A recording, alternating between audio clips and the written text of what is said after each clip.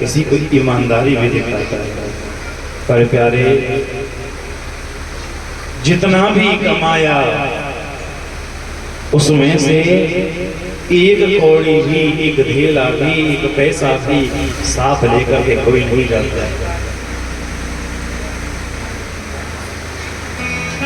एक सिकंदर नाम का शासक हुआ, उसने अनेक राज्यों पर अपना कब्जा किया, अनेक क्षेत्र अपने अधीन कर लिए। जब उस सिकंदर की मृत्यु हुई तो उसके दोनों हाथ उस शव यात्रा में जिस पर उसका मृत शरीर लेटा हुआ था उससे दोनों बाहर निकले हुए थे। सिकंदर ने मरने से पहले कह दिया था कि जब भी मेरी अर्थी को स्मशान में लेकर के जाओ तो मेरे दोनों हाथ बाहर रखना, ताकि लोगों को पता चल सके कि संसार से, संसार पर विजय प्राप्त करने वाला, दुनिया को जीतने वाला सिकंदर भी खाली हाथ गया, वो भी एक कौड़ी तक साथ लेकर के नहीं रहे। और हम और आप व्रत के झमेले में पड़े रहते हैं। यारे, दुनिया से झूठ बोलेंगे, सच बोलेंगे,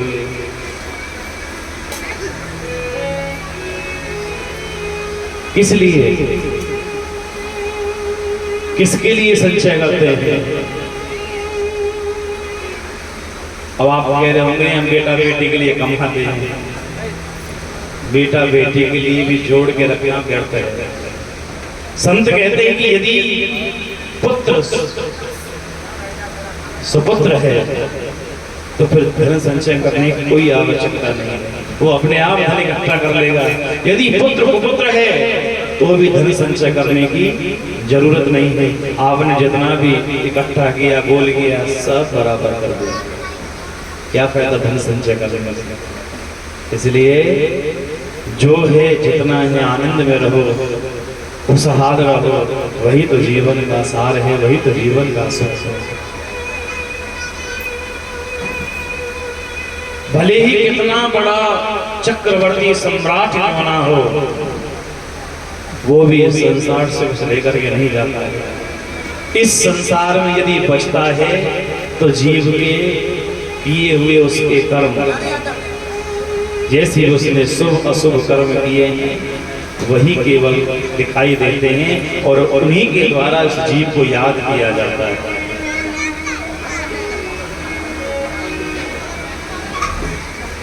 और ये शरीर पंच तत्वों से बना हुआ है। तुलसीदास जी भी कहते हैं कि क्षिति जल पावक गगन समीरा, पंच रचित यह अधम शरीरा। और इस शरीर का मोल तब तक है कि जब तक ये चल फिर रहा है, तभी तक सब कहते हैं कि मेरा माँ है, मेरा बाप है, मेरी माँ है, मेरा भाई है, मेरा बंधु है, मेरा इष्ट है, मेरा मित्र है। लेकिन जैसे ही इस शरीर से प्राण निकल जाते हैं, सारे रिश्ते नाते समाप्त हो जाते हैं, फिर कोई भी नहीं रख पाता है। सब कहते हैं भैया भैया उनका चुना है, अब तो ये माटी की ढेरी है, बस ले चले। अब ये माटी का ढेर है, इसमें कुछ नहीं बचा। इसका मोल तब तक है शरीर का कि जब तक इसमें प्राण है।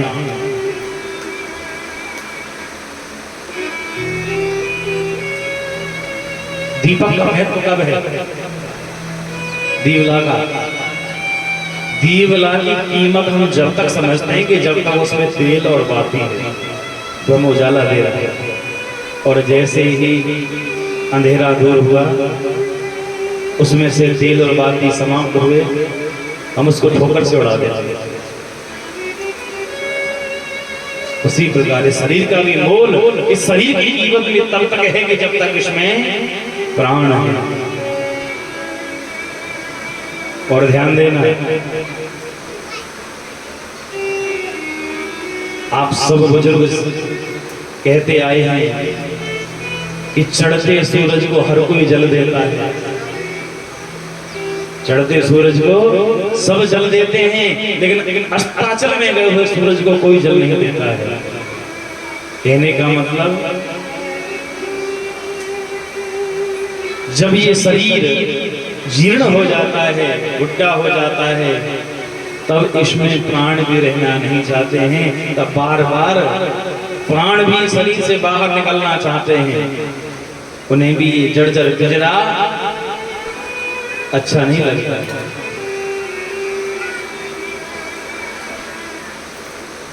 चक्रवर्ती पद संपदा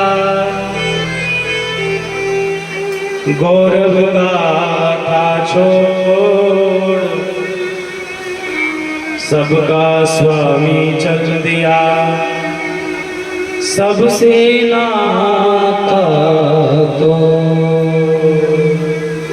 चाहे कितना भी बड़ा सम्राट ना हो, एक ना एक दिन वो भी अपने परिवार को छोड़ करके चला जाता है। संत गाते रहते हैं, संत सुनाते हैं, कहते हैं कि आत्म पंछी बिन तन पिंजरा, कोई बोल ना पावे हो। आत्म पंछी बिन तन पिंजरा, कोई बोल ना पावे हो। जिए बिन देह ज्योति बिन दिवरा, जिए बिन देह ज्योति बिन दिवरा, माटी कहलावे हो। आत्म पंछी बिन तन पिंजरा, कोई बोल ना पावे हो। जैसे पिंजरे में बंद पक्षी पिंजरे से बाहर निकलने के लिए झटपटाता रहता है, और जैसे आप पिंजरा खोलो, पिंजरा खोलते ही पक्षी बाहर उड़ जाएगा। ऐसे ही जब ये शरीर पुराना हो जाता है, इसमें से प्राण निकलने के लिए झटपटाते रहते हैं, और जैसे शरीर से प्राण निकलेंगे फिर लौट के शरीर में वापस प्राण नहीं आते। जीर्ण देह का जर्जर पिंजरा, पंछी को नहीं भावे हो। जिस पिंजरे को छोड़े उसमें, जिस पिंजरे को छोड़े उसमें, फिर भगत ना आवे हो। आत्म पंछी बिन तन पिंजरा, माटी कहलावे हो। बचपन में पिता अपने पुत्र को अपने कंधे पर दुलार देता है बिठा करके, लाड़ लड़ाता है, लेकिन बेटा उस दुलार का कर्ज कैसे चुकाता है, उस कंधे का कर्ज कैसे चुकाता है? तो कहते हैं बालपने में पिता पुत्र को कांधे ले दुलरावे हो। एक पिता अपने पुत्र को कंधे पर बैठा करके खूब लाड़ लड़ाता है, प्रेम करता है, स्नेह करता है, और वही बेटा एक दिन अपने पिता की अर्थित को कंधा देकर उस कंधे का मोल चुकाता है। बालपने में पिता पुत्र को कांधे ले दुलरावे हो। कंधा देकर उस दुलार का बेटा मोल चुकावे हो। आत्म पंछी बिन तन पिंजरा कोई मोल ना पावे हो।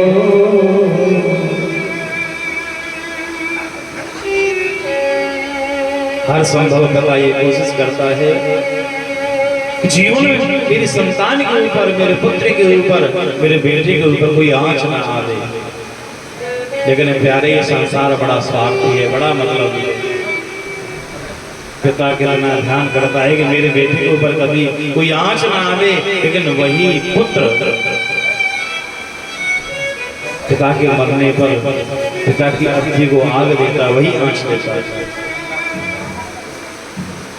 रहे पिता को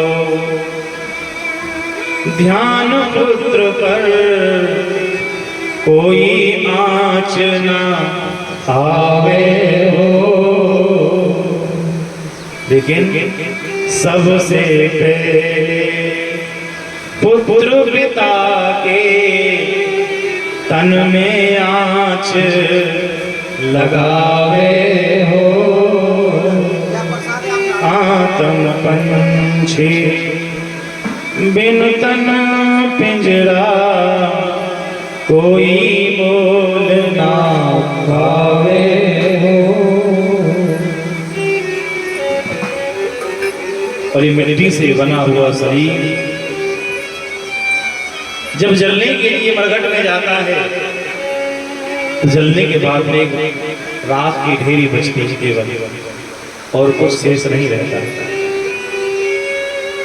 और शमशान में जाने के पश्चात में सब बराबर के हैं, चाहे कोई राजा है चाहे भले भिखारी हो, रंग दोनों की ढेरी एक जैसी दिखाई देती है।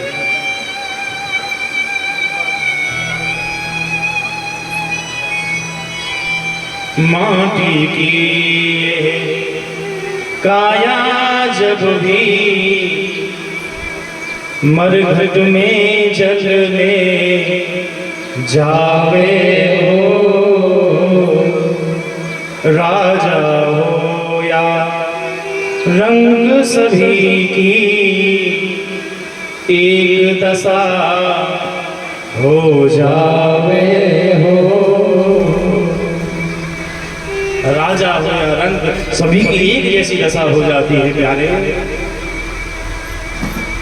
जाने वाले तो चले जाते हैं, फिर लौट कर वापस नहीं आते, केवल उनकी सुधियां उनकी याद रह जाती हैं। और बारंबार हम उनकी यादों को मन में घुमाते रहते हैं, ताजा करते रहते हैं।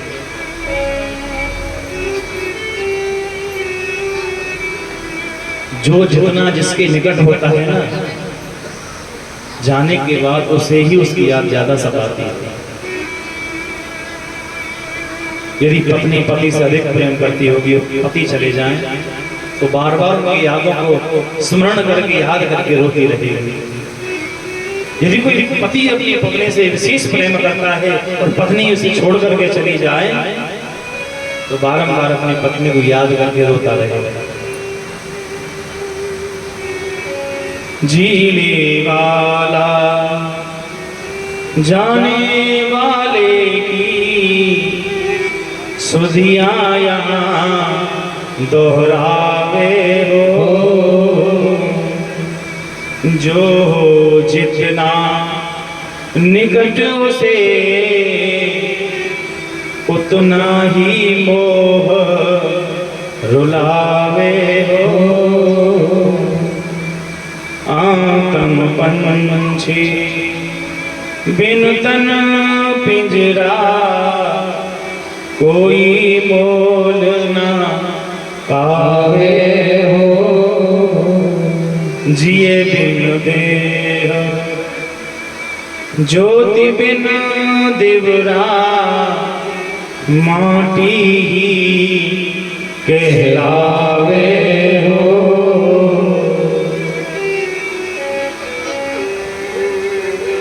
प्यारे ये संसार तो एक बहती हुई नदी है।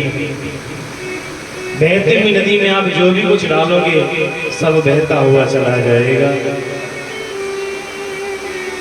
उसी प्रकार इस संसार में हम आए हैं और एक दिन ये हमारी उम्र गुजर जाएगी, बीत जाएगी, हमारा शरीर भी चला जाएगा।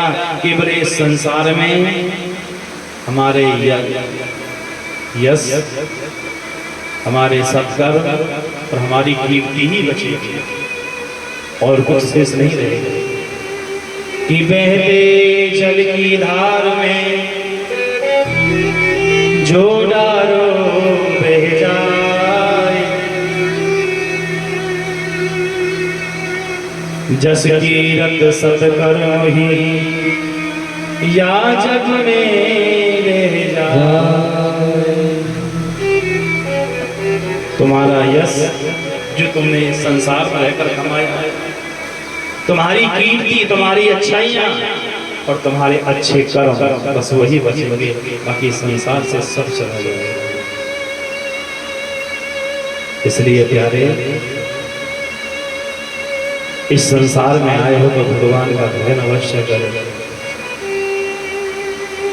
अभिमान किस चीज का करना? शरीर का जो नश्वर है, धन का जो कभी एक जगह स्थिर नहीं रहता। लक्ष्मी तो बड़ी चंचला चपला है, वो कहीं ठहरती नहीं है। बल का बल भी हमेशा शरीर में नहीं रहेगा। किस चीज का गर्व है, किसका अभिमान है? अरे हम और आप तो क्या हैं, यहाँ जितने भी बड़े बड़े बलशाली हुए वो भी संसार को जब छोड़ करके गए तो उन्होंने भी एक बात कही है कि प्यारे, जीवन में कभी किसी का अभिमान मत करना, किसी का अभिमान मत करना। कोई दान में महान था, कोई बल में महान था, कोई बुद्धि में महान था, लेकिन एक दिन वो भी इस संसार से विदा होकर गए। इसलिए ये बात गांठ बांध के रख लेना, जीवन में कभी अभिमान मत करना। यदि ऊंचा उठना है तो जीवन में अभिमान मत लाओ, और जब जीवन में अभिमान यदि आ गया तो समझो आपका पतन होना निश्चित है। तभी से आपकी सीढ़ियां कम होनी शुरू हो जाएगी। मत करो जरा अभिमान, मत करो जरा अभिमान, माटी में माटी मिल जाएगी। मत करो जरा अभिमान, माटी में माटी मिल जाएगी। मत करो जरा अभिमान, माटी में माटी मिल जाने। मत करो जरा अभिमान।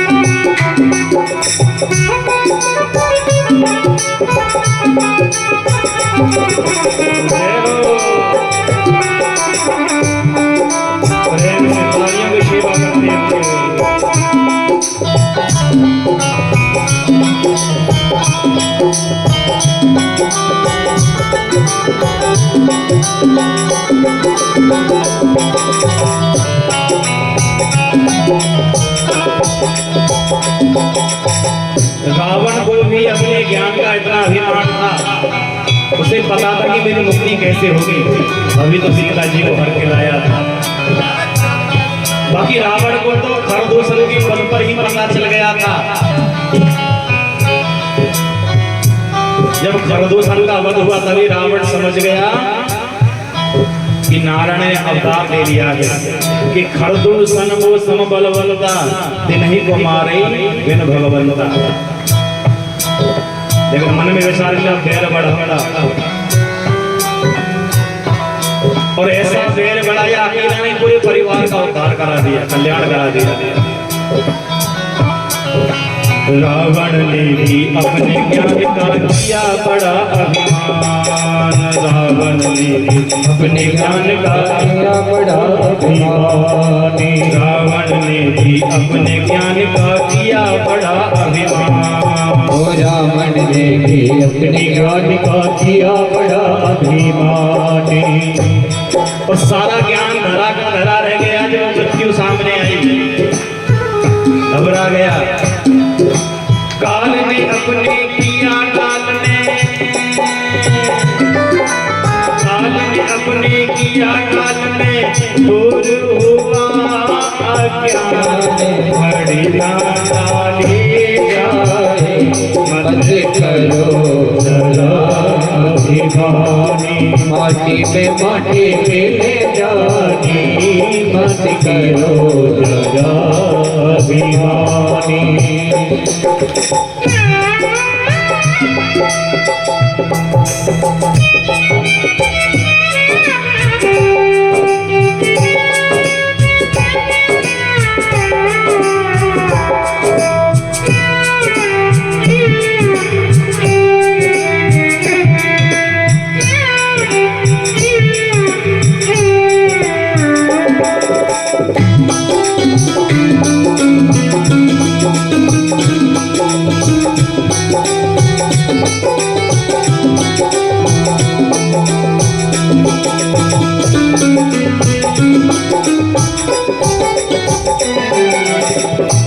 इस संसार में दो बड़े महान दाने हुए, राजा हरिश्चंद्र और कर्ण बलि।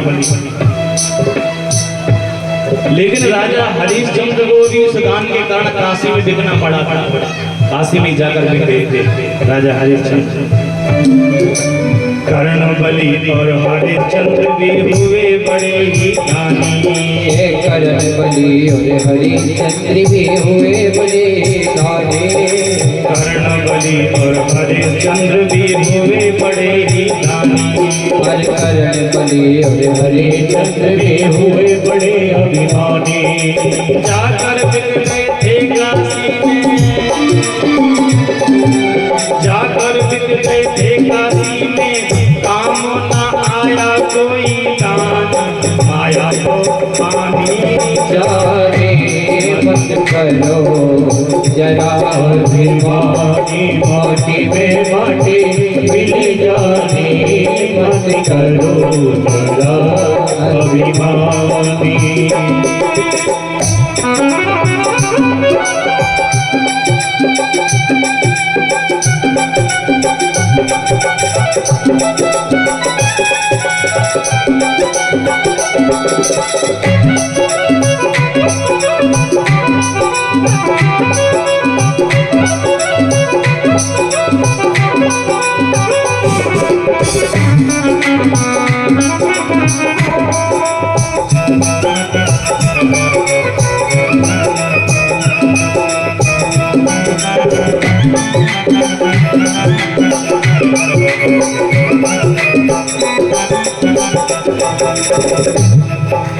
आपने ज्ञान की बात सुन ली, दान की सुन ली, तीसरा आता है बल।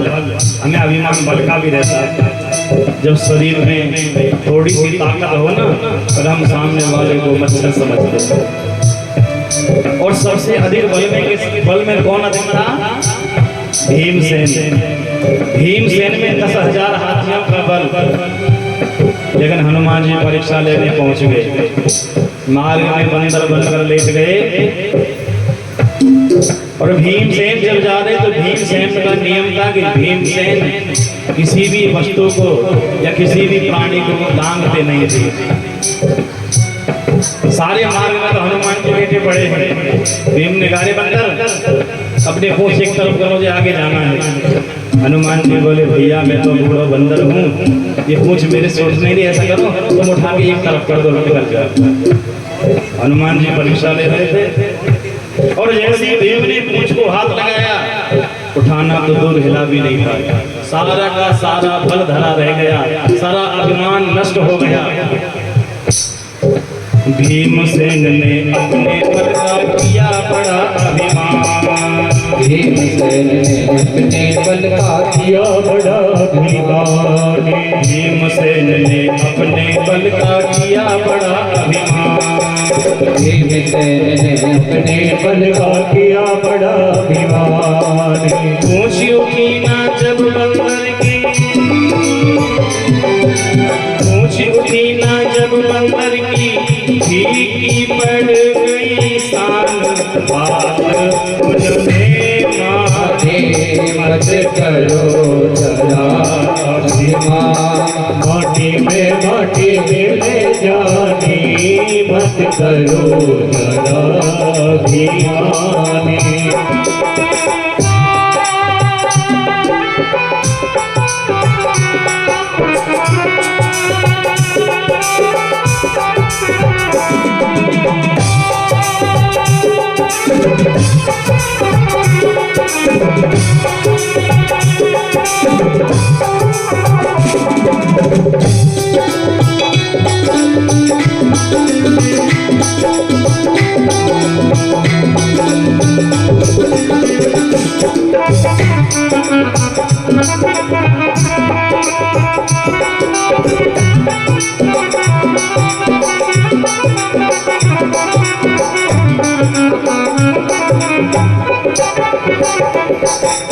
और यदि आप चाहते हो कि जीवन से अभिमान दूर हो जाए, तो अभिमान दो जगह जाने से दूर होता है।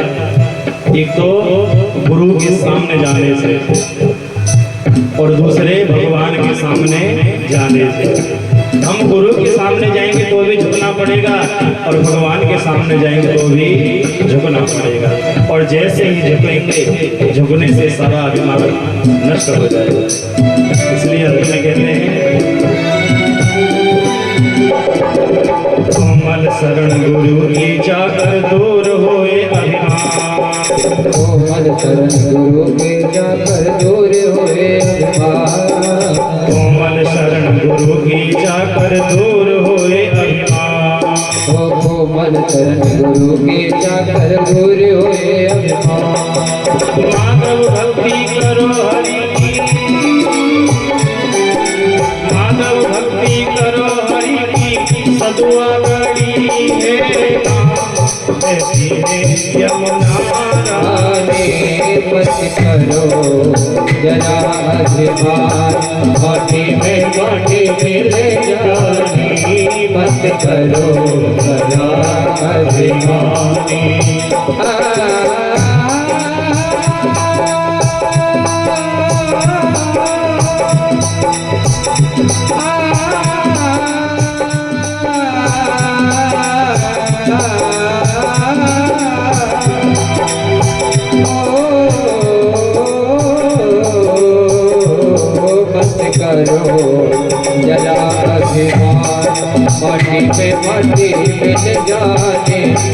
करो जरा अभिमान। माटी में मिल जाने मत करो जरा अभिमान। माटी में मिल जाने मत करो जरा अभिमान। माटी में मिल जाने मत करो जरा अभिमान।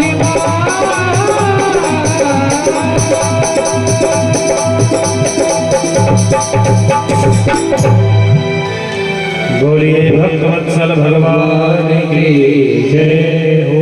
ऐसे नहीं, दोनों हाथ भाव से ऊपर उठाएंगे, सभी प्रेम से बोलेंगे राधे राधे राधे राधे राधे राधे राधे राधे राधे राधे राधे। कल की कथा में आपने श्रवण किया था कि सोनक ऋषि सूत जी महाराज से पूछते हैं कि भागवत कथा है क्या, ये भागवत शास्त्र है क्या, और इस भागवत कथा को 7 दिन में ही क्यों सुनना चाहिए, कम या अधिक दिनों में क्यों नहीं, 3 दिन में या 5 दिन में क्यों नहीं, 7 दिन में ही क्यों सुनना चाहिए।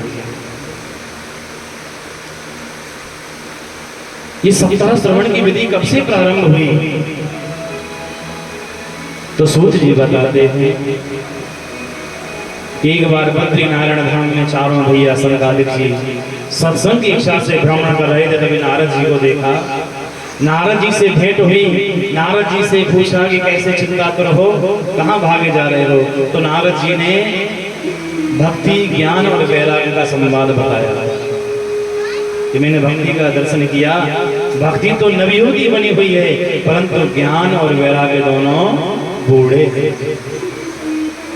इसलिए गुरुदेव को ऐसा उपाय बताओ जिससे तीनों फिर से जवान हो जाएं, भक्ति भी, ज्ञान भी और वैराग्य भी। तो सनकादिक जी ने नारद जी को भगवान श्याम सुंदर की रसमयी कथा सुनाई, श्रीमद् भागवत शास्त्र की कथा सुनाई।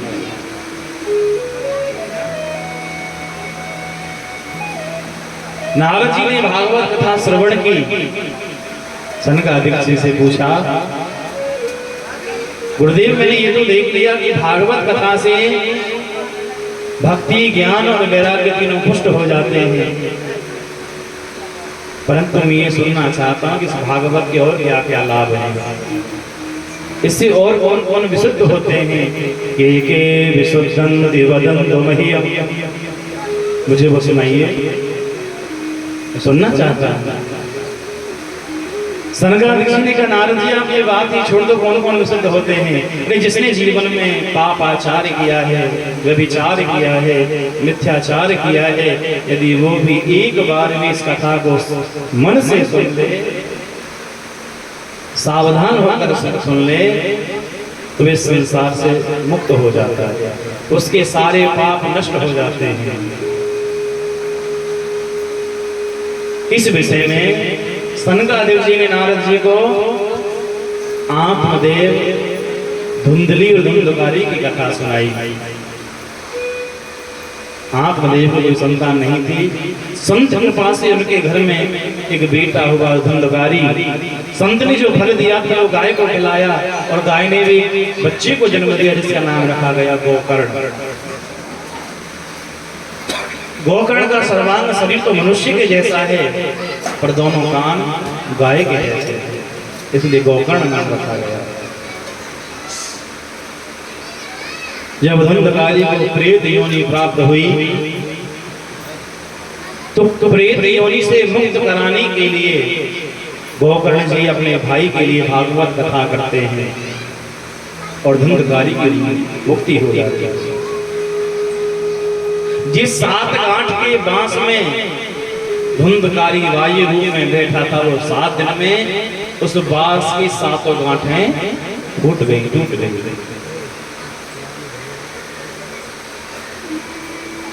गोकर्ण जी ने फिर से गांव में कथा दोबारा की और अपने साथ में समस्त नगरवासियों का भी उद्धार कराया, कल्याण कराया। सनकादिक जी ने नारद जी से पूछा, नारद जी कथा समझ में आई? और मैं भी आपसे पूछना चाहता हूँ, कल जो कथा आपने सुनी वो समझ में आई कि सिर के ऊपर से पार गई गर्मी आई? अभी नहीं आई। ये आत्मदेव कौन है?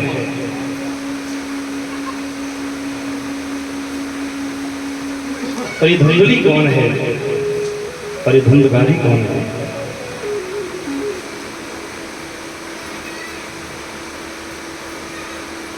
आत्मदेव है हमारा, हमारी आत्मा, और आत्मा सर्वथा विशुद्ध रहती है, वो किसी से लिप्त नहीं होती। गीता जी में भगवान श्री कृष्ण अर्जुन से कहते हैं कि जल इसे गला नहीं सकता, हवा इसे सुखा नहीं सकती, अग्नि से जला नहीं सकती। वही तो आत्मा है जो शरीर में तो है लेकिन शरीर से लिप्त नहीं है आत्मा।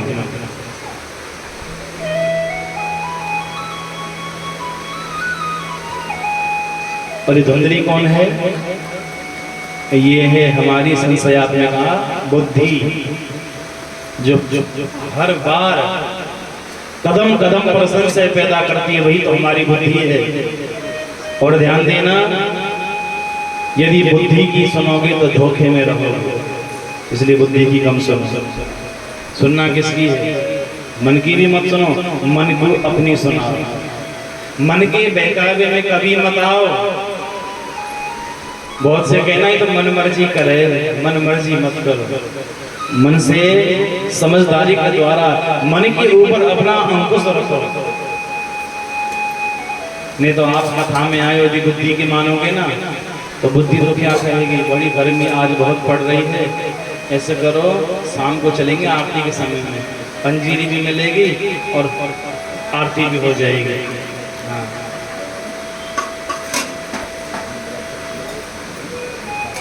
बुद्धि की मत सुनो। और कभी भी मन के बहकावे में मैं कहा कि मन जो है ना बड़ा चंचल है।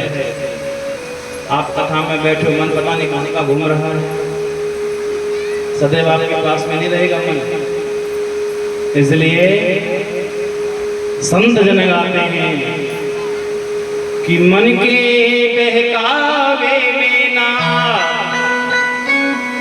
कि कभी मन के बहकावे में नहीं आना चाहिए। मन के बहकावे में ना मन राम भुलाए, भ्रम में डाले तू इस मन का दास ना बन, इस मन को अपना दास बना ले, अपना दाते बना ले, मन को अपना दाते बना ले। मन के बहकावे में ना, मन के बहकावे में ना मन राम भुलाए, हम में आए तू इस मन का दास ना बन, इस मन को अपना दासे बना ले, तो ऐसे मन का दाते ना बनते, मन को अपना दासे बना ले। इसलिए मन के बहकावे में कभी मत आना, मन आपको वास्ता भुलाएगा, भटकाएगा मन की बातों में। और जब हम मन की अधिक मानेंगे, बुद्धि की अधिक मानेंगे तो उनसे क्या फल प्राप्त होगा, फिर हमें धीरे धीरे अहंकार आएगा। और ये अहंकार कौन है? वही तो है हमारा धुंधकारी। और जीवन में जब अहंकार होगा तो हम परमात्मा से अलग होते चले जाएंगे। और धुंधकारी जो पांच पत्नियों को घर में लेकर के आया था वो कौन है? पांच पत्नियां जो बाजार से लेकर के आया था, वो 5 पत्नियां हैं, शब्द स्पर्श रूप रस और गंध। हिरण का शिकार कैसे किया जाता है? बंसी बजाते हैं और बंसी के धुन में हिरण इतना मंत्रमुग्ध हो जाता है कि उसे फिर अपना स्मरण नहीं रहता और शिकारी उसे पकड़ लेता है। और भंवरा कैसे मारा जाता है? गंध में आकर्षित होकर। सूरजमुखी का फूल आपने देखा होगा, सूरजमुखी का फूल सूर्य उदय होने पर खिलता है और जैसे सूर्य अस्त होगा तो बंद हो जाएगा। एक भंवरा गंध में आसक्त होकर उस पुष्प में बैठ गया और शाम को जैसे ही सूर्य अस्त पर फूल बंद हुआ तो बंद होने के कारण वो भंवरा बाहर नहीं निकल पाया, उसकी मृत्यु हो गई।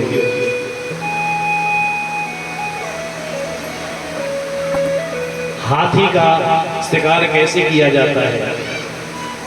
हाथी का शिकार करने के लिए शिकारी एक लकड़ी की हथनी बनवाता है और जंगल में गड्ढा खोदकर उस पर घास फूस बिछाकर उस गड्ढे के ऊपर लकड़ी की हथनी को खड़ा कर दिया जाता है। हाथी उससे मिलन के लिए आकर होकर उसकी ओर दौड़ता है, गड्ढे में गिर जाता है और शिकारी उसको पकड़ लेते हैं। ये क्या हुआ? स्पर्श।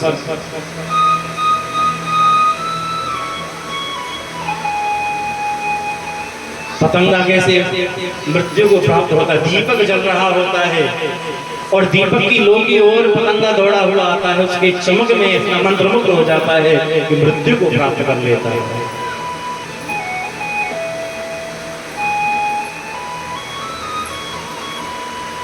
कहने का मतलब ये है कि इन जीवों में केवल एक अवगुण है। कोई गंध में आकर्षित होता है, कोई स्पर्श में होता है, कोई रूप में होता है, कोई शब्द में होता है, और एक एक कमी के कारण भी ये मारे जाते हैं।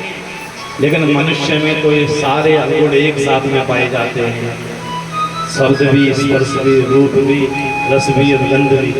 फिर इसका कल्याण कैसे होगा प्यारे? धुंधकारी के द्वारा ये समझाया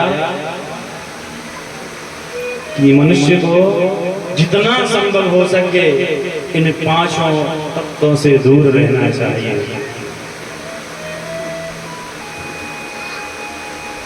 और ये सात गांठ का बांस क्या है?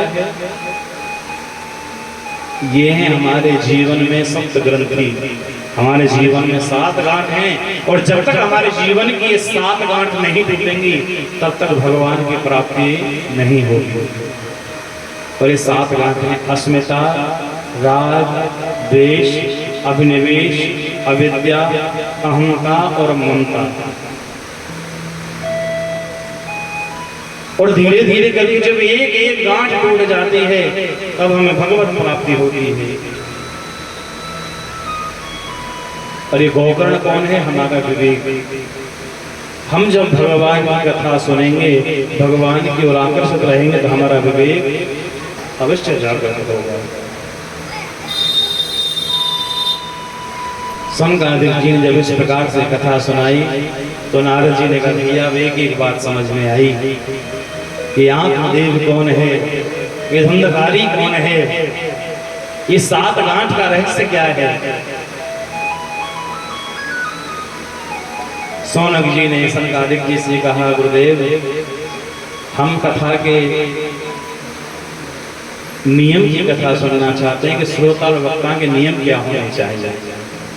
तो ध्यान देना, अब ध्यान देने वाली बात है कि श्रोता वक्ता के नियम क्या होने चाहिए। कि जब भी आपका मन कथा कराने के लिए हो तभी किसी श्रेष्ठ वक्ता के पास में जाकर मुहूर्त निकलवाएं। और ध्यान देना, मुहूर्त कब निकलवाना चाहिए? जब आपको कथा सकाम भाव से करानी हो। सकाम का मतलब होता है कि मन में इच्छा लेकर, कोई संकल्प लेकर कथा करानी हो कि हमारा ये मनोरथ पूर्ण हो जाए, हमें कथा करानी है, तब मुहूर्त की आवश्यकता है। यदि आप निष्काम भाव से कथा करा रहे हैं, आपका कोई संकल्प नहीं है, तो कोई शुद्ध दिन लेकर के भी आप कथा प्रारंभ करा सकते हैं।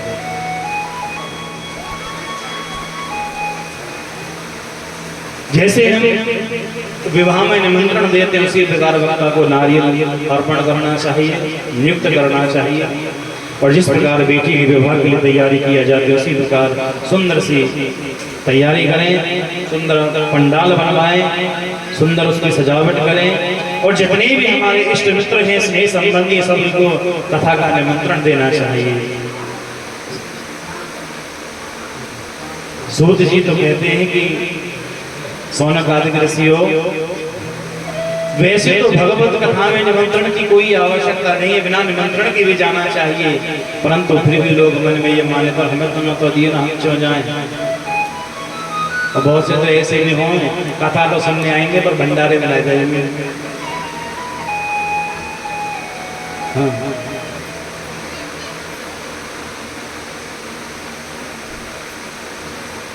जाना चाहिए, भगवान की कथा में बिना निमंत्रण की भी जाना चाहिए। भगवान से वैर नहीं होना चाहिए। भगवान से किस बात का वैर? हरि व्यापक सर्वत्र समाना, प्रेम प्रकट हो ही में जाना।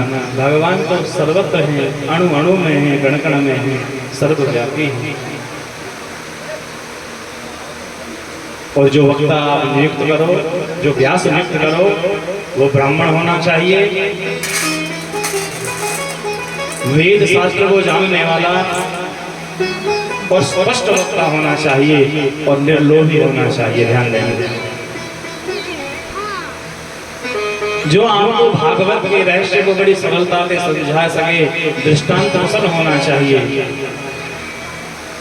और कभी भी इस गद्दी पर महिला को नहीं बैठना चाहिए। ये गद्दी महिलाओं के लिए नहीं होती, केवल पुरुष को ही वाचक होना चाहिए, शास्त्र में लिखा है। और आजकल तो एक फैशन चल गया है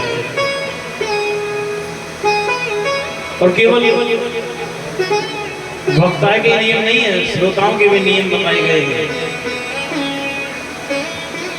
आप जब भी कथा सुनने के लिए आओ तो संभव हो तो 7 दिन तक निराहार रहकर के कथा सुननी चाहिए, केवल दूध और जल पीकर। यदि फिर भी नहीं रहा जाता है आपसे तो फलाहार रहकर के कथा सुनो। यदि फलाहार से भी नहीं रहा जाता है तो एक समय फलाहार करो और एक समय भोजन करो। फलाहार आप सुबह में करोगे तो उससे क्या लाभ होगा कि आपको कथा में बैठने में आलस्य नहीं आएगा, प्रमाद नहीं आएगा, नींद नहीं आएगी। और यदि आप चकाचक पेट भर के आओगे तो पहले तो कथा में आने को मन नहीं करेगा, आलस्य इतना आएगा। और यदि गलती से कथा में आ भी गए तो ऐसी सीट ढूंढेंगे जहां डॉक्टर साहब की तरह कमर लग जाए, और फिर कमर लगाए के घूंघट लगा के बैठ जाएंगे, आंख बंद कर खर्राटे बजाएंगे।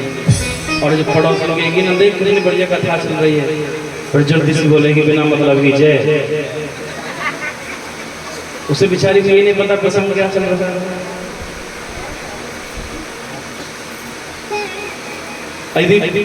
पास वाली बोलेगी ना, तुझे पता है व्यास जी ने क्या सुना है? बोले हाँ हाँ पता है, मैं तो इसलिए सिर हिला के सुन रही हूँ, बड़े ध्यान से बोले, एक बात समझ में आ रही है, एक बात समझ में, एक बात बुद्धि में बैठ गई। पर मैं ये नहीं कहता कि आप मत आओ, भले ही सोने के लिए आओ पर कथा में अवश्य। कथा में आओगे तो यहाँ कोई आपको जगाने वाला मिल जाएगा, और हो सकता है कि आपकी नींद हमेशा के लिए खुल जाए, कि आपका जीवन संवर जाए। यदि घर में रहोगे तो कोई जगाने वाला नहीं मिलेगा प्यारे, यदि कथा में आओगे तो कोई ना कोई जगाने वाला, टोकने वाला अवश्य मिलेगा। और बोल रहा कोई बड़ी बड़ी अम्माई कहेगी, अरे तू कब से सो रही है, तो 2 घंटा है वो घर पे कौन जगा देगा? इसलिए अवश्य आओ। और जब तक कथा चले 7 दिन तक संभव हो तो भूमि में शयन करें, जमीन में सोएं। यदि जमीन में नहीं सो सकते हैं तो लकड़ी के आसन पर सोना चाहिए, तखत इत्यादि पर। 4 पर कोई नहीं सोना चाहिए, निषेध होता है। और एक बात हमारे परीक्षित जी के लिए भी बता दें, मैंने कल भी बताई, आप भूल गए, आज फिर से बता दें। परीक्षित जी नवलदेव जी को सीधे हाथ की तरफ बैठाया कर।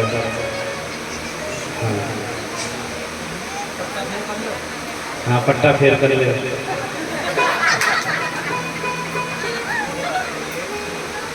अरे उनकी तरफ इशारे मत करो, उनके तो है भक्तवत्सल भगवान की। और प्रेम से भगवान की कथा 7 दिन तक श्रवण करनी चाहिए। इसी के साथ महात्म्य की कथा में विराम। और आइए ये महात्म्य का वांग में पुष्प भगवान श्री के श्री चरणों में समर्पित करते हैं। और आइए आज की मंगलमय कथा में प्रथम स्कंद के मंगलाचरण में प्रवेश करते हुए श्री वेद व्यास जी ने 3 श्लोक में मंगलाचरण किया है। और 3 श्लोक में मंगलाचरण का अर्थ है कि हमारा दिन का पूरा समय मंगल में रहे, प्रातः, मध्याह्न और सायंकालीन समय। इसलिए तीनों समय को मंगल करने के लिए वेद व्यास जी ने 3 श्लोक में मंगलाचरण किया है। और प्रारंभ किया है ज शब्द से, जन्माद्यस्य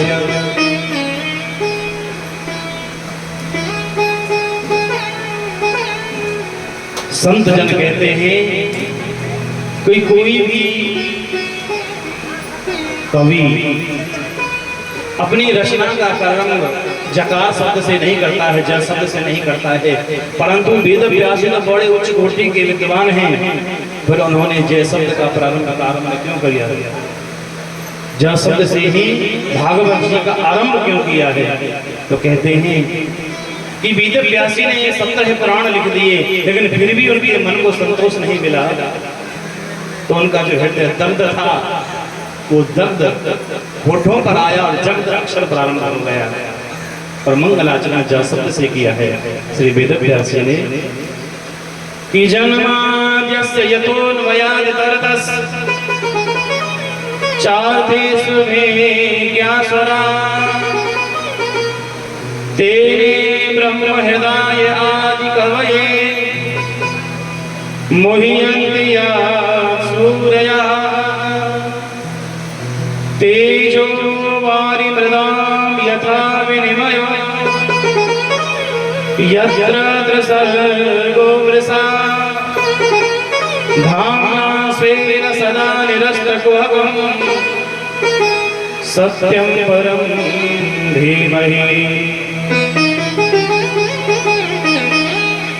धर्मः प्रोचितकेतवोऽत्र परमो निर्मत्सराणां सतां वेद्यवमास्तवमत्रवस्तु शिवदं तापत्रयोन्मूलनम् श्रीमद्भागवते महामुनिकृते किं वा परैरीश्वरः सद्यो हृद्यवरुध्यते कृतभिः शुश्रूषुभेस्तत्क्षणात् निगमकल्पतरोर्गलितं फलम् सुखमुखादमृतद्रवसंयुतं पिबत भागवतं रसमालयम् मुहुरहो रसिका भुवि भावुकाः।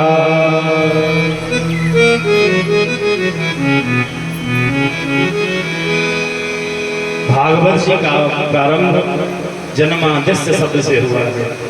इसका मतलब होता है कि जिसका ना तो जन्म है ना अंत है ना आदि है, जो इन विकारों से रहित है। परमात्मा का ना तो जन्म होता है, ना मृत्यु होती है, ना आदि है ना अंत है। और ये ब्रह्म सूत्र की व्याख्या है। ब्रह्म सूत्र का पहला मंत्र है अथातो ब्रह्म जिज्ञासा और दूसरा मंत्र है जन्माद्यस्य यतः। इससे पता चलता है कि जो भागवत है वो वेद का ही निरूपण है, वेद का ही सार है। इसमें वेदों की ही व्याख्या है। विद्वानों ने इस एक श्लोक के ही 108 अर्थ निकाले हैं। कितने? 108 एक श्लोक के ही।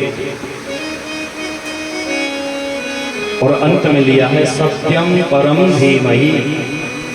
जिन्हें कहा कि कृष्णम परम धीमहि, रामम परम धीमहि या शिवम परम धीमहि, किसी का नाम नहीं लिया। उसने क्या कहा है कि जो सत्य स्वरूप परमात्मा है, जो सत्य के मार्ग पर चलता है, जो सत्य के मार्ग पर चलाता है, हम उसको प्रणाम करते हैं।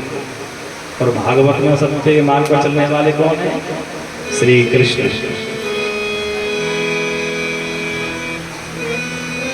सत्यम सच्चिदानंद स्वरूपम श्री कृष्णम परम परमेश्वरम धीमहि ध्यायेत्। जो जन्मादि विकारों से रहित हैं। भगवान का जन्म कहाँ हुआ था? पता है किसी को? कन्हैया जी का जन्म कहाँ हुआ? मथुरा की जेल में।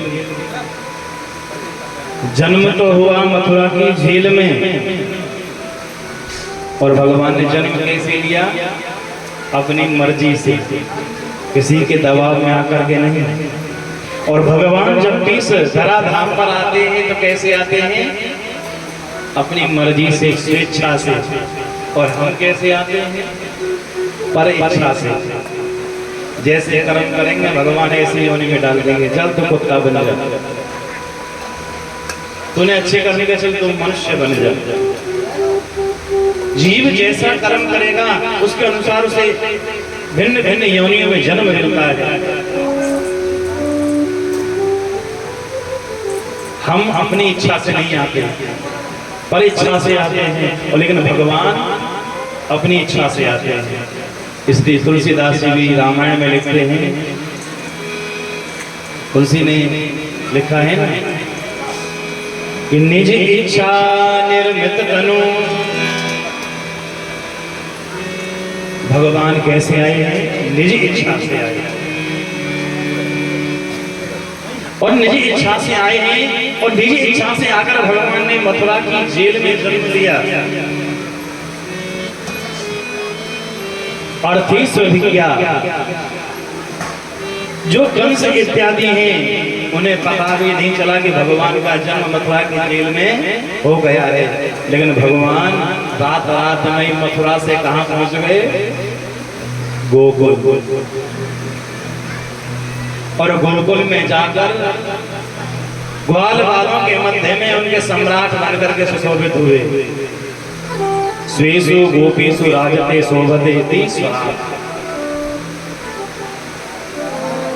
अरे और भी तो बात ही छोड़ो, स्वयं ब्रह्मा जी को भी भगवान ने आश्चर्य में विस्मय में डाल दिया।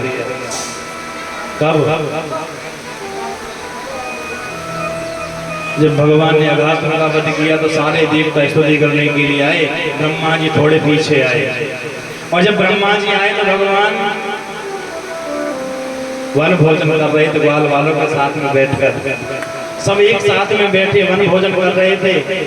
सब तरह तरह के भोजन बना कर लाए थे कन्हैया के लिए। कोई कढ़ी भात लाया था, कोई दाल भात लाया था, कोई खीर बनवा करके लाया था, कोई कचौड़ी लाया था, कोई मालपुआ लाया था। सब अनेक तरह के पदार्थ बनवा करके लाए। कोई माखन लाया था, कोई मिश्री लाया था, कोई टेठी का अचार लाया था, कोई आम का अचार लाया था। और भगवान ने अपने बाएं हाथ की हथेली पर उंगलियों में तरह तरह के अचार फंसा लिए, मसरण कमलम, और मध्य में दही भात रखा हुआ है। और दही भात भी कैसा है? एक ग्वाल का झूठा था। उसने चाखा, उसे अच्छा लगा, कहा कन्हैया देखो मेरी मैया ने तुम्हारे लिए दही भात बनाया है, आप भी खाओ ना। भगवान ने भाव से दही भात हाथ पर रख दिया। इतने में ब्रह्मा जी आ गए। ब्रह्मा जी ने देखा भैया ये कैसा ब्रह्म है जो सबका झूठा खा रहा है, ना कोई लाज है ना कोई शर्म है। अरे भोजन भोजन एकांत के होते हैं, पर ये तो एकांत में कहा हंसी मजाक करते हुए भोजन कर रहा है, ये कैसा ब्रह्म हुआ? तो ब्रह्मा जी ने क्या किया? ब्रह्मा जी भगवान की ही परीक्षा लेने लगे। ब्रह्मा जी ने भगवान के पास में जितने भी गाय बछड़े थे सबको चुरा लिया और ब्रह्मलोक ले गए। भगवान जैसे ही गाय बछड़ों को देखने गए तो दोबारा में ब्रह्मा जी ग्वाल बालों को भी लेकर चले गए। भगवान ने देखा कि गाय बछड़े ग्वाल बाल कहाँ गायब हो गए। ध्यान लगाया तो पता चला इन सबको तो ब्रह्मा जी लेकर चले गए। तो भगवान बोले अच्छा ब्रह्मा जी गाय बछड़े तो चुरा लिए, तुम नहीं जानते इस दुनिया को बनाने वाले तो हम हैं, प्राण तो हम ही डालते हैं। तो भगवान ने अपने स्वरूप से उतने ही ग्वाल बाल उतने ही गाय बछड़े फिर से दोबारा प्रकट कर दिए। और एक दिन के लिए नहीं, एक साल तक। एक साल बाद जब ब्रह्मा जी फिर से आए तो देखा भैया ब्रज में तो इतने ग्वाल बाल। दौड़ के फिर से ब्रह्मलोक गए तो वहां भी इतने ग्वाल बाल। ब्रह्मा जी को भी आश्चर्य में डाल दिया था भगवान ने। इसलिए कहते हैं आदि कवये ब्रह्मणे ब्रह्मांडम विस्मापयतम वत्स वत्स पलादि रूपम तेन विस्तारितवान। अरे और तो और दाऊ भैया इस रहस्य को नहीं जान पाए।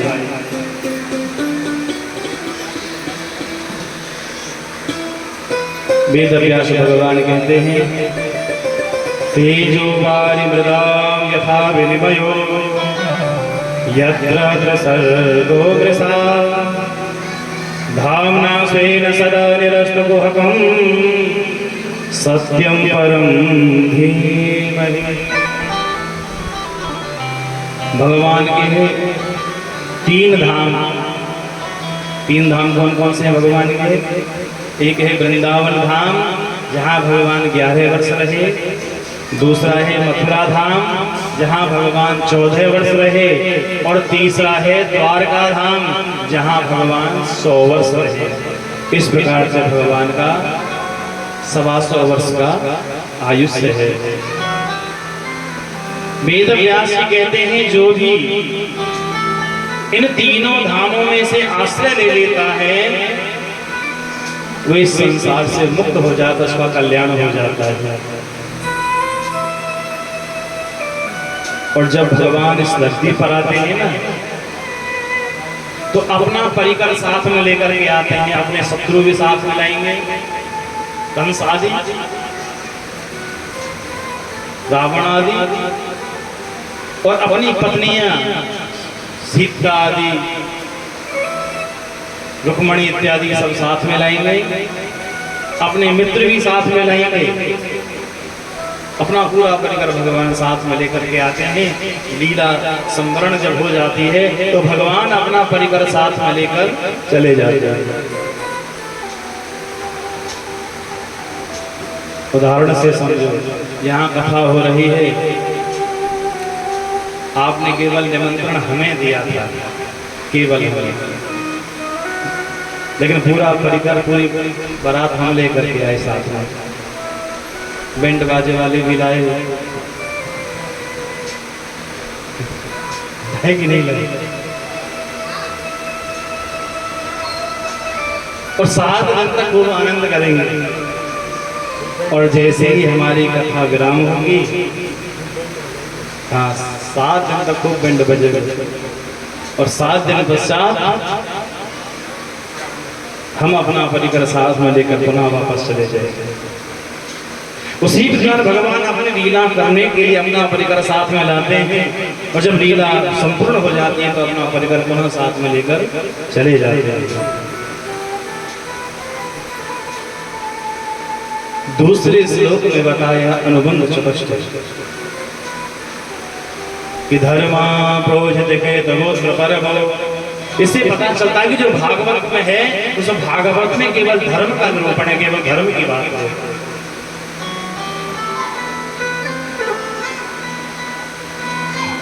निर्मत्सराणां सदा, निर्मत्सराणां का मतलब होता है निर्गत मत्सरः, कि हमारे अंदर के मच्छर निकल जाए। बाहर से जो काटे उसे मच्छर कहते हैं, और अंदर से जो काटे उसे कहते हैं मत्सर। थोड़ा सा भेद है, मत्सर मत का सर मत्सर है। बाहर से भी मच्छर काटे तो उसका इंतजाम हो जाता है,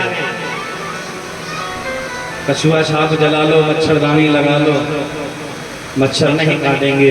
लेकिन अंदर का जो मच्छर है उसके लिए क्या उपचार करोगे? मत्सर, वो तो जलता ही रहता है, काटता ही रहता है।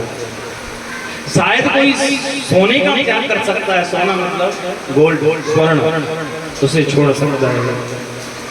शायद कोई अपनी पत्नी को भी छोड़ सकता है, लेकिन मान, बड़ाई और ईर्ष्या इनको छोड़ना बड़ा कठिन है प्यारे। अब आप कितने लोग यहाँ बैठे हैं, यदि मैं किसी एक के गले में माला पहना दूँ तो सब लोग सोचेंगे भैया डॉक्टर का इतना मित्र विभाग है, हमें तो माला पहना ही नहीं, हम कौन से आगाम में बुराई करेंगे। कंचन तजना सहज है, सहज स्त्रीकाने, मान बड़ाई ईर्ष्या दुर्लभ तजनाए। मान बड़ाई ईर्ष्या को त्यागना बड़ा कठिन है। और तीसरे श्लोक में बताया कि भागवत क्या है, निगम कल्पतरोर गलितम फलम सुखमुखादमद्रव संयुतम पिबत भागवतम रसमालयम मुहुरो रसिका भुवि भावुकाः।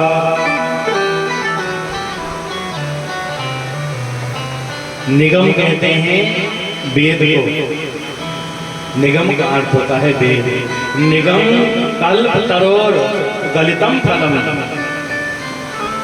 ये जो भागवत है वेद रूपी वृक्ष का गलितम फलम, गलितम कहते हैं पका हुआ फल है। अब संतों ने कहा महाराज आप कह रहे हैं कि पका हुआ फल है, जब पका हुआ फल पेड़ से नीचे की घड़ाम से गिरता है और जब ज्यादा पक जाता है भूमि पर गिरता तो पिलपिला हो जाता है, होता कि नहीं? बोले महाराज इतने ऊपर से पका हुआ फल नीचे गिरा है तो पिलपिला हो गया होगा। बोले नहीं, ये जो भागवत रूपी फल है वो सीधी सीधी भूमि में आकर के नहीं गिरा है। ये एक शाखा से दूसरी शाखा पर, दूसरी शाखा से तीसरी शाखा पर, तीसरी शाखा से चौथी शाखा पर धीरे धीरे भूमि में आकर के गिरा है। गुरु शिष्य की परंपरा से जो भागवत रूपी फल है ये श्रीमन नारायण प्रभु ने ब्रह्मा जी को दिया और ब्रह्मा जी ने अपने प्रिय पुत्र नारद को दिया और नारद जी ने यह फल वेद व्यास जी को दिया, वेद व्यास जी ने यह फल सुखदेव भगवान को दिया और सुखदेव भगवान ने यह फल राजा परीक्षित को दिया और राजा परीक्षित के माध्यम से हम और आप सबको सुलभ हुआ। इसलिए सीधे सीधे भूमि पर नहीं आया, धीरे धीरे आया है। इसलिए पिलपिला भी नहीं है, दलितम फलम। बोले कैसे कह रहे हो कि आप पका हुआ है, आपको कैसे विश्वास हो गया? तो कहते हैं कि जिस फल में तोते की चोंच लग जाती है वो फल निश्चित रूप से मीठा होता है। तोते की चोंच लगा हुआ अमरूद खाओ वो मीठा होगा। तोता उसी फल में चोंच मारता है जो मीठा होता है। और इस भागवत रूपी फल में भी सुखदेव स्वरूप तोते की चोंच लगी है, इसलिए निश्चित रूप से मीठा है, इसकी गारंटी। और इस फल को खूब पियो, पिबती भागवतम रसमालयम। वेद व्यास जी कह रहे हैं कि इस फल को खूब पियो। संत बोले महाराज हमने तुम्हारे जोड़े दो हाथ उस तुम रहने दे। बोले क्यों? बोले आप कह रहे हो कि फल को खूब पियो, हमने सुना है कि फल या तो चूसे जाते या खाए जाते। केले को खाया जाता है, आम को चूसा जाता है, और आपने कौन सा फल बताया कि जब पियो? वेद व्यास जी बोले देखो इसमें फेंक नहीं हो कि कुछ भी नहीं, ना तो इसमें छिलका है ना गुठली है, इसमें गूदा ही गूदा है। और गूदा भी कैसा है? रसरूप। रसो वैसा भगवान का एक नाम है, श्रुतियां वेद में लिखा है रसो वैसा भगवान रसरूप है। इसलिए ये रसरूपी फल आप अपने कानों को दौना बनाओ और इन कान रूपी दौना से खूब चकाचक पियो, और जब तक पियो कि जब तक आप भी रसरूप ना हो जाओ। रसमालय। और किस किस को बनाया है वेद व्यास जी ने? ये भागवत को भी रस पीने के लिए मोहरो रसिका भुवि भावुका, केवल दो लोगों को बुलाया है, भावुक और रसिक जन। संतों ने कहा महाराज जय हो। महाराज एक बात बताओ, यदि आप कहीं प्याऊ लगाओ तो प्याऊ पर तो कोई भी आकर के जल पी सकता है कि नहीं? भाई जिससे प्यास लगी वो आए जल पिए। अब ऐसा थोड़ी कि भाई यहाँ चौपाल पे कथा हो रही है तो तुम्हारी कथा है, तो सभी की कथा है, कोई भी आकर के श्रवण कर सकता है। ये तो सार्वभौम प्याऊ है, सभी की प्याऊ है, कोई भी आकर कथा सुन सकता है, कोई भी आनंद ले सकता है।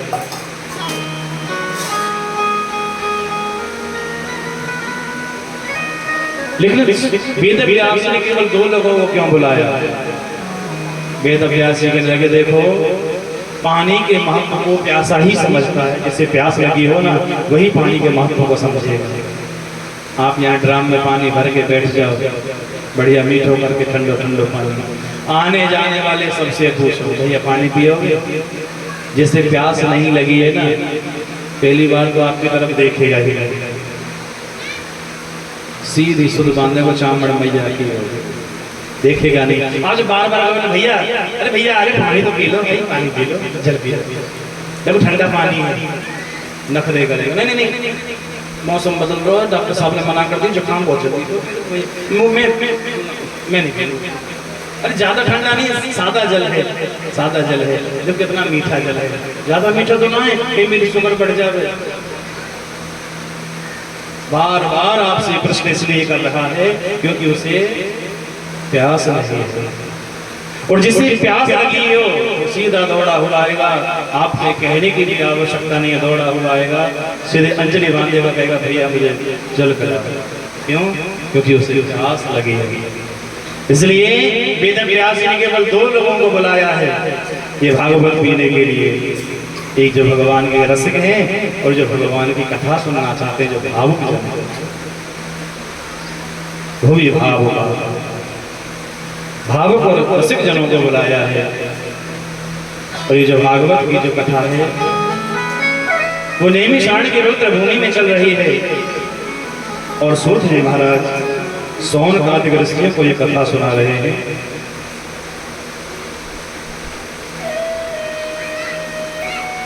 सौनक जी ने आज सूत जी महाराज से 6 प्रश्न किए हैं। गुरुदेव, जीव मात्र का कल्याण कैसे हो? हमारा दूसरा प्रश्न ये है कि शास्त्र बहुत हैं भाई, अनेक ग्रंथ हैं, 18 तो पुराण हैं, लेकिन ये बताओ सबके पास में समय बड़ा कम है कि सब शास्त्रों का सार क्या है, सबका निचोड़ क्या है। तीसरा प्रश्न हमारा ये है कि भगवान यदि कर्तम अकर्तम समर्थ जगदीश्वर हैं तो उन्हें अवतार देने की जरूरत क्यों पड़ती है? तो वहाँ बैठे बैठे उंगली हिलाते वहीं से सब कुछ कर सकते हैं, तो यहाँ आने की जरूरत उन्हें क्यों पड़ती है?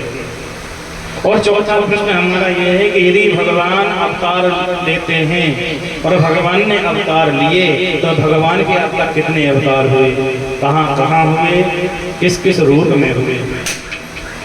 पांचवा प्रश्न हमारा ये है कि जीवन का परम लक्ष्य क्या है, हमारे जीवन का उद्देश्य क्या है? तो इसका उत्तर मैं आपको यही बताई देता हूँ कि हमारे जीवन का परम लक्ष्य है भगवत प्राप्ति, भगवान से मिलना, ठाकुर जी के दर्शन करना, यही हमारे जीवन का लक्ष्य होना चाहिए। और छठा प्रश्न ये है कि भगवान जब धर्म की स्थापना के लिए आते हैं और भगवान जब अपनी लीला संवरण करके जाते हैं तो फिर धर्म किसकी शरण में जाता है? धर्मः कम शरणं गतः, धर्म किसकी शरण में जाता है ये बताइए। जब ये 6 प्रश्न सुने तो सूत जी महाराज ने कहा, संतो आपने बहुत सुंदर प्रश्न किया, परंतु आइए पहले अपने सदगुरुदेव भगवान का चिंतन कर लेते हैं और फिर मैं आपके प्रश्नों का उत्तर दूंगा। कि नारायणं नमस्कृत्यं नरं चैव नरोत्तमं देवीं सरस्वतीं व्यासं ततो जयमुदीरये।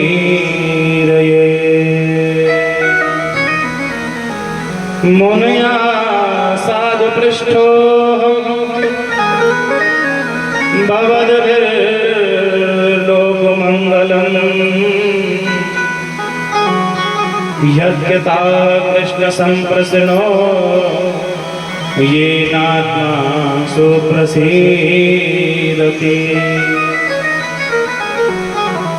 सूत जी महाराज ने भगवान को प्रणाम किया है। सरस्वती मैया और वेद व्यास जी को प्रणाम करके कहने लगे, मुनियों आपने जितने भी प्रश्न किए हैं लोक कल्याण की भावना से किए हैं, आप संसार का हित चाहते हैं। सूत जी महाराज कहने लगे, संतो हमारा परम धर्म क्या है? ठाकुर जी की भक्ति करना ही हमारा परम धर्म है। और भक्ति 2 प्रकार के होते हैं, अहेतुक्या अप्रतिहता ययात्मा संप्रसीदति। एक भक्ति होती है हेतु वाली और एक होती है अहेतु की, जिसमें कोई हमारा हेतु नहीं है। एक हेतु हमारा क्या रहता है?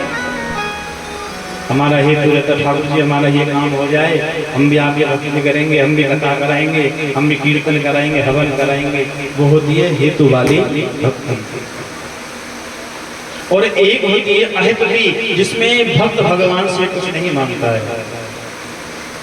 एक बार एक भक्त था, गुरुजी के पास में गया, गुरुजी से बोला, गुरुजी कोई ऐसे भगवान बताओ जो जल्दी प्रसन्न हो जाए, जिनके मंदिर प्राय प्राय हैं। गुरुजी बोले, बेटा वैसे तो सभी के मंदिर बने हुए हैं, पर ब्रह्मा जी के मंदिर भारत में बहुत कम हैं, तो तुम ब्रह्मा जी का भजन करो, ब्रह्मा जी जल्दी प्रसन्न होंगे। बोले अच्छा।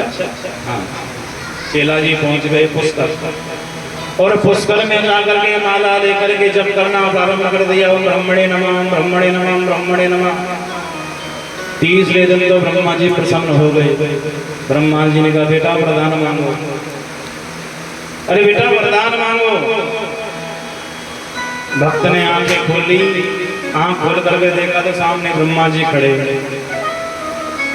ब्रह्मा जी बोले ये मत समझना कि भगवान नारायण ही सब देते हैं, भोले बाबा ही सब देते हैं, हम भी तो भगवान है, कुछ मांगो जो तुम्हें चाहिए मांग ले। भक्त बड़ा प्रसन्न, बोले इतनी जल्दी 3 दिन में प्रसन्न हो गए? बोले हाँ बेटा, मैं तुम्हारे भक्ति से अत्यंत प्रसन्न हूँ, मांग लो। भक्त ने कहा प्रभु जब मांगूंगा पहले आप 3 वचन दे दो, फिर भाषा भरो। ब्रह्मा जी बोले विश्वास नहीं है क्या?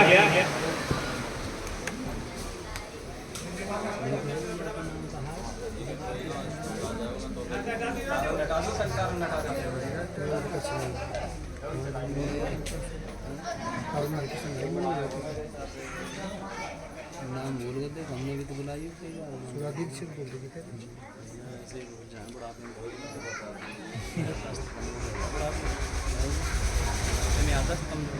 कमी होने पे पढ़ाई करने से आता बढ़ेगी।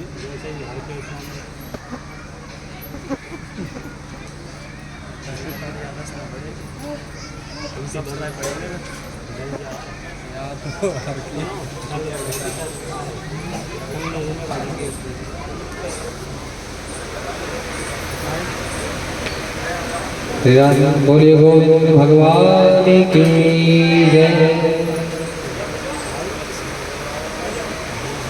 बोलिए भक्त वत्सल भगवान की जय। दोनों हाथ प्रेम से ऊपर उठाएंगे सके। राधे राधे राधे राधे। ऐसे बोलोगे का हमारे गांव में पता तो चलनी चाहिए।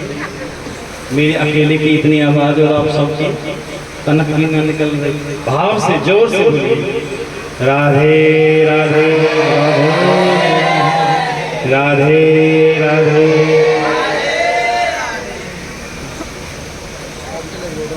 भक्त ने कहा ब्रह्मा जी से प्रभु मुझे आपका तनिक भी भरोसा नहीं है, वरदान देने से पहले 3 वचन भरो। ब्रह्मा जी तो ऐसे भाव में बैठे। ब्रह्मा जी बोले अच्छा वरदान मांगो, मैं आपको वचन देता हूँ, मैं आपको अवश्य वरदान दूंगा। 3 वचन भरता हूँ। तो भक्त ने ब्रह्मा जी से कहा प्रभु मुझे 3 वरदान दे दो। ब्रह्मा जी बोले मांगो। भक्त ने कहा प्रभु पहला वरदान ये दे दो कि मेरी शादी हो जाए। ब्रह्मा जी बोले दिया। बोले दूसरा वरदान ये दे दो कि मेरा अच्छा सा घर बन जावे। बोले ये भी दिया। बोले तीसरा वरदान ये दे दो कि जब जरूरत पड़े फिर से 3 और मांग लो। ब्रह्मा जी बोला बड़ा विचित्र है, आगे का रिजर्वेशन कर रहा है, हमारा फिर नहीं छोड़ रहा। ब्रह्मा जी बोले ऐसे नहीं होगा। भक्त ने कहा प्रभु आपने 3 वचन दिए हैं, वरदान तो देने पड़ेंगे। ब्रह्मा जी बोले भैया अच्छे खासे नई शादी हुई, नया मकान, रात्रि को जोरों की बारिश हुई, भक्त का स्वास्थ्य बिगड़ गया, लेकिन क्या जरूरत है डॉक्टर के पास में जाने की जब है ना ब्रह्मा जी। तुरंत ब्रह्मा जी को बुलाया।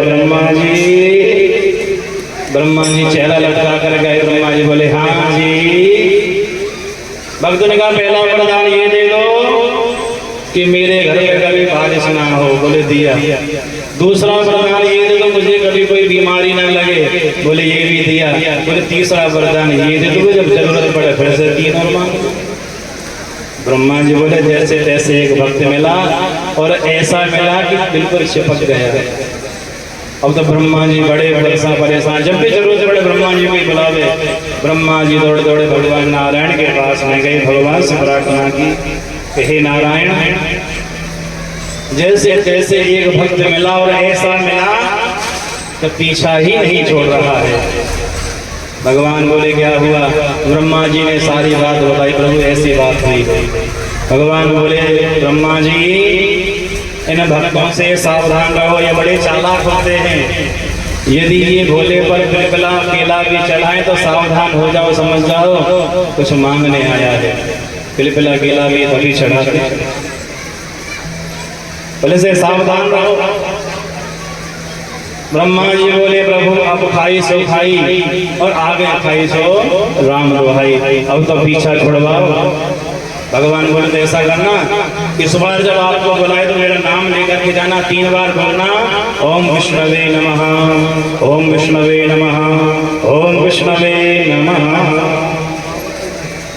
एक दिन फिर से भक्त ने ब्रह्मा जी को याद किया, बोले ब्रह्मा जी बोले हाँ जी। भक्त ने कहा ब्रह्मा जी पहला वरदान ये दे दो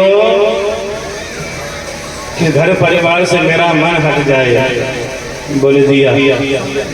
दूसरा वरदान ये दे दो कि मेरा भक्ति में मन लगने लगे, बोले ये भी दिया। बोले तीसरा वरदान ये दे दो। जब तीसरे का नंबर आया तो ब्रह्मा जी की धड़कनें शुरू हो गई, तेज दौड़ने लगी, पता नहीं क्या मांगेगा। ब्रह्मा जी को तुरंत याद आया, प्रभु ने कहा था 3 बार मेरा नाम लेना, तो ब्रह्मा जी ने 3 बार भगवान का नाम लिया, ओम विष्णवे नमः, ओम विष्णवे नमः, ओम विष्णवे नमः। 3 बार भगवान का नाम लिया। भक्त ने कहा प्रभु तीसरा वरदान ये दे दो। ब्रह्मा जी बोले क्या दे दो? बोले तीसरा वरदान ये दे दो। ब्रह्मा जी बोले भैया जल्दी मान, क्या दे दो? बोले तीसरा वरदान ये दे दो कि इस संसार से मेरी मुक्ति हो जाए। ब्रह्मा जी जल्दी से बोले दिया दिया दिया दिया दिया। भैया तुम मेरा पिंड छोड़, ये है हेतु की भक्ति। और अहित की भक्ति वो है कि जिसमें भक्त भगवान की भक्ति तो करता है पर मांगता कुछ नहीं है, भगवान से कुछ नहीं मांगता है। कि मुक्ति जामे नोन से खारी लागे, भक्त भगवान से मुक्ति की भी आशा नहीं करता है, वो है अहित की भक्ति। और भगवान को वही अहित की भक्ति प्रिय है। ध्यान देना, अहित की भक्ति ही भगवान को प्रिय है। अरे एक भक्त भगवान के मंदिर में जाता है, भगवान से प्रार्थना करता है कि हे गोविंद ऐसी कृपा करना कि मेरे मन में कभी कोई मांगने का विचार नहीं आए। यदि कोई मेरे मन में विचार आ भी जाए और मैं आपसे मांग भी लूं तो आप मुझे कुछ मत देना। यदि मैंने आपसे मांग लिया और आपने मुझे दे दिया तो मैं आपका दास नहीं, भक्त नहीं, मैं तो मजदूर बन जाऊंगा। कि मैं अगर मांगू तुझे पर तू न देना कुछ मुझे, वरना शिक नहीं मजदूर हो जाऊंगा। फिर मैं आपका दास नहीं, आपका भक्त नहीं, मैं तो मजदूर बन जाऊंगा। इसलिए प्यारे जहां भी रहो एकमात्र होकर के भगवान का भजन करो तो ही जीवन सार्थक रहेगा, तो ही जीवन सफल होगा। इसलिए भगवान से जाने मेरी किस्मत ने कैसा खेल खेला है, कल भी मन अकेला था आज भी अकेला है, कल भी मन अकेला था आज भी अकेला है। जाने मेरी किस्मत ने, जाने मेरी किस्मत ने कैसा खेल खेला है, कल भी मन अकेला था आज भी अकेला है, कल भी मन अकेला था आज भी अकेला है।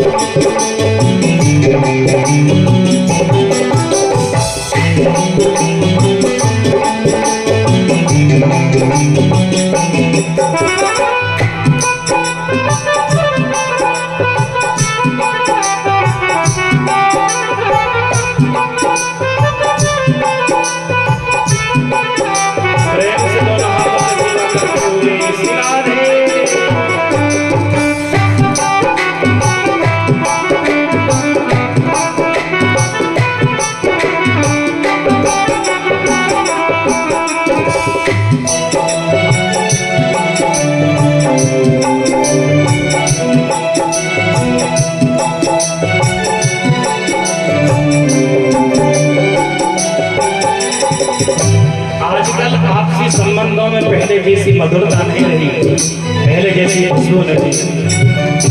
अरे आजकल बाग लगाना कोई नहीं चाहता, आजकल फूल भी कैसे लाते हैं, नकली, और नकली फूल लाकर घर में इत्र छिड़कते हैं, उनकी खुशबू ग्रहण करते हैं।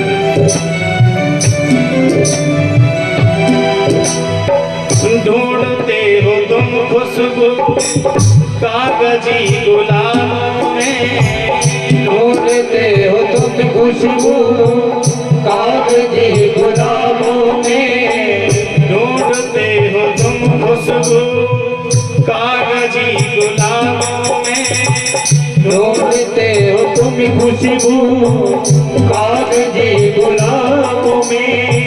प्यार सिर्फ मिलता है आजकल किताबों में, प्यार फिर ये मिलता है आजकल किताबों में, प्यार सिर्फ मिलता है आजकल किताबों में, प्यार फिर मिलता है आजकल किताबों में।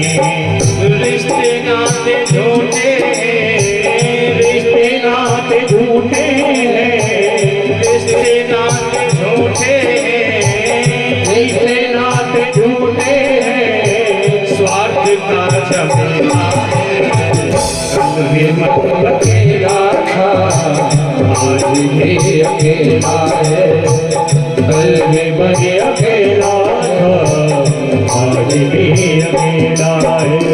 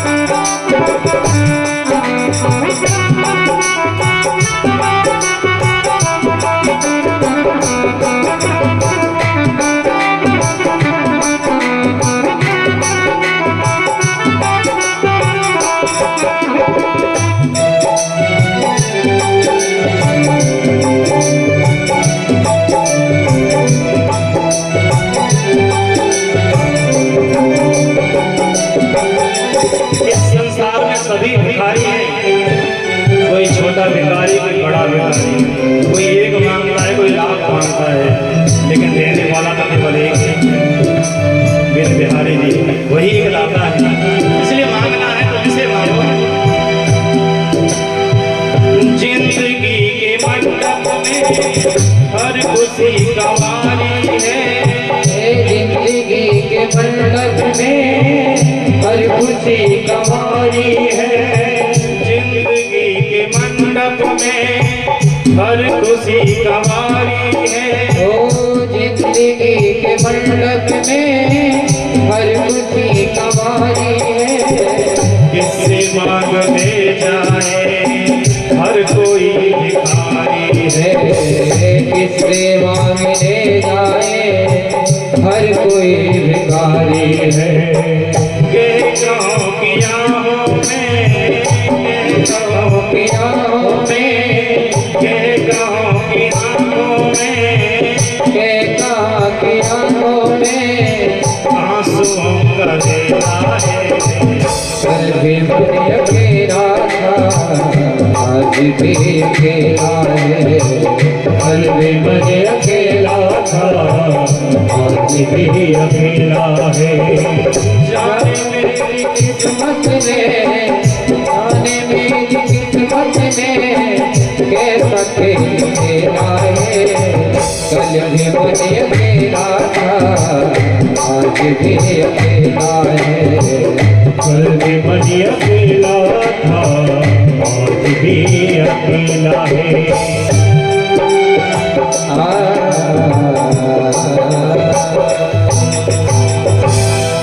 बोलिए भक्तवत्सल भगवान की जय। श्री बांके बिहारी लाल